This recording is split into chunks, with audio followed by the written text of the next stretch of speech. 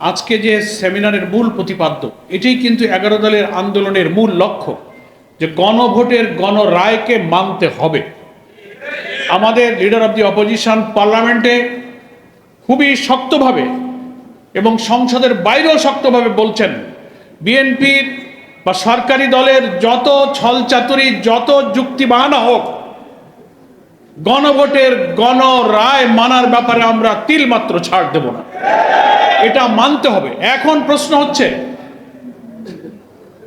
যে আমরা তো রাজনৈতিকভাবে কর্মসূচি দিচ্ছি, মিটিং মিছিল, মানববন্ধন, লিফলেট প্রচারণা, গোল টেবিল, দেশব্যাপী আমরা জনমত, যে গণরায়কে যারা উপেক্ষা করলো, 180 ডিগ্রি ইউটার্ন নিল, তাদের জাতির প্রতি প্রতিশ্রুতি কিভাবে ভঙ্গ করলো, সবকিছু জাতির কাছে আমরা পরিষ্কার করে দিচ্ছি। এদিকে পার্লামেন্টের অভ্যন্তরে আমাদের বিরোধী দলীয় নেতা এবং এমপিরা এই জুলাই সনদ বাস্তবায়ন, গণভোটের রায় বাস্তবায়নের জন্য বক্তব্য রেখে চলেছেন। আমাদের বিরোধী দলীয় নেতা সেখানে মুলতবি প্রস্তাবের নোটিশ দিয়েছেন, 2 ঘন্টা আলোচনা হয়েছে, কিন্তু সে আলোচনায় স্পিকার নিষ্ফল ঘোষণা করে দিয়ে তার কোনো রুলিং বা কোনো ব্যবস্থা গ্রহণ করেননি। আজকে আমি একটা নতুন চিন্তার অবতারণা করার জন্য আমার মনের একটা কৌতূহল, এখানে অনেক বিজ্ঞ আইনজীবী আছেন, ব্যারিস্টার আছেন, সিনিয়র লয়ার আছেন, সাংবাদিক এবং রাজনৈতিক চিন্তাশীল বিশ্লেষকরাও আছেন। সেটা হচ্ছে গণভোটের রায় বিএনপি কিন্তু ইচ্ছা করে না মেনে রাজনীতিতে ইচ্ছা করে একটা সংকট তৈরি করেছে। এইটার সমাধানের একটা পথ তো রাজনৈতিক সমাধান, রাজপথে। রাজনৈতিক সব বিতর্কের জায়গা পার্লামেন্ট, সেখানেও বিতর্ক হতে পারে। তা যদি না হয়, তাহলে ক্ষমতাসীন দল সংখ্যাগরিষ্ঠতার জোরে তারা যে আইন কানুন বিধান সবকিছুকে ভঙ্গ করলো, তার বিরুদ্ধে কোনো আইনি পদক্ষেপ নেওয়া যায় কিনা, সিনিয়র লয়ার, লিগাল এক্সপার্টদের কাছে আমার একটা চিন্তা এই জন্য রাখতে চাই। সেটা হলো 13ই নভেম্বর 2025 জুলাই সনদ বাস্তবায়ন যে সংস্কার আদেশটা প্রেসিডেন্সিয়াল অর্ডারে জারি হয়েছিল, এটা কোনো অর্ডিন্যান্স নয়। অর্ডিন্যান্সটা জারি হয়েছিল 25 নভেম্বর, সেটা ছিল গণভোটের একটা অর্ডিন্যান্স। এটা পার্লামেন্টে প্রথম অধিবেশনের রেওয়াজ অনুযায়ী সব অর্ডিন্যান্সগুলো যখন পার্লামেন্ট থাকে না, তখন অধ্যাদেশগুলো পার্লামেন্টে এনে অনুমোদন করতে হয় অথবা রহিতকরণ করতে হয়।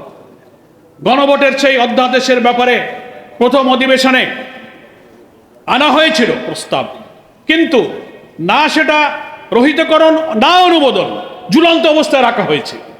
এর লিগ্যাল পজিশনটা কি দাঁড়ালো? অথচ 13ই নভেম্বর 2025 যে প্রেসিডেন্সিয়াল অর্ডারটা জারি হয়েছে, এটা কিন্তু রাষ্ট্রপতির আদেশ, প্রেসিডেন্সিয়াল অর্ডার, এটা কিন্তু কোনো অর্ডিন্যান্স নয়। এখানে কিন্তু মর্যাদার পার্থক্য আছে।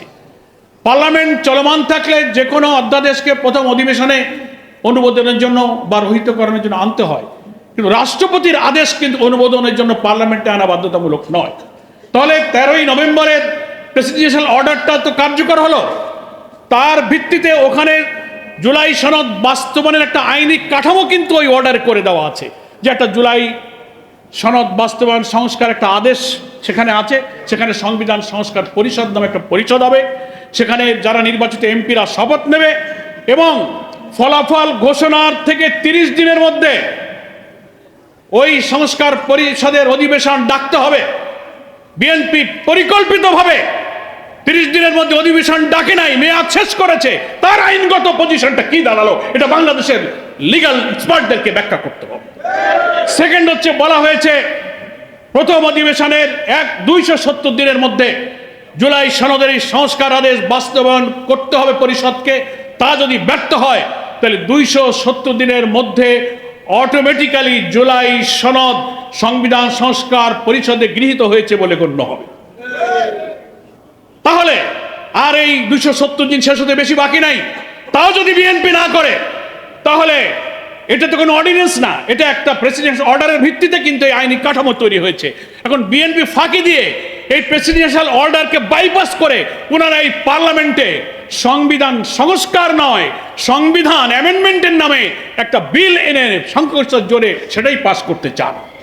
এর শুভঙ্করের রহস্য হচ্ছে 10-12টা সাংবিধানিক সংস্কারের প্রশ্নে ওরা গুরুত্বপূর্ণ নোট অফ ডিসেন্ট দিয়েছে, যেটা আমার আগে এমপি মাননীয় আক্তার হোসেন তার বক্তব্যে বলল।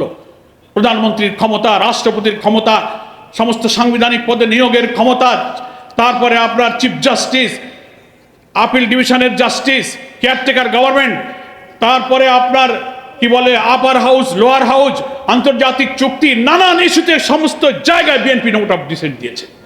এখন প্রশ্ন হলো, ওনারা বলেন পার্লামেন্টে ওই ঐক্যমত্য কমিশনের লাল বইটা দেখায় যে আমরা অক্ষরে অক্ষরে এই জুলাই সনদ মানবো। মাননীয় প্রধানমন্ত্রীও বলেন, কি শোনেন না আপনারা?